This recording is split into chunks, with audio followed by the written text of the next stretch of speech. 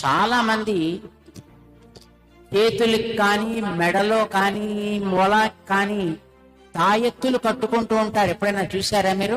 ఏమిటి తాయెత్తు అంటే, ఎవడో ఆయన ఓ చిన్న రాగి రేకు మీదో, లేదా ఓ చిన్న తోలు ముక్క మీదో, లేదా మరొక చిన్న కాగితం మీదో తనకి తెలిసినటువంటి హ్రాం హ్రీం హ్రూం ఫట్ లాంటివి అక్షరాలు కొన్ని రాసి దాన్ని మీకు ఇస్తే, దాన్ని మీరు మెడలోనో చేతికో కట్టుకుని దాని ప్రభావం చేత ఎదురైనటువంటి క్లిష్ట దశని, కష్టాలని దాటుకుంటూ బయటకు వస్తున్నాము అని ధైర్యపడుతున్నారు కదా. కొన్ని అక్షరాలు రాసి దాన్ని కట్టుకుంటేనే అంత శక్తి దాంట్లో ఉంటే, సాక్షాత్తు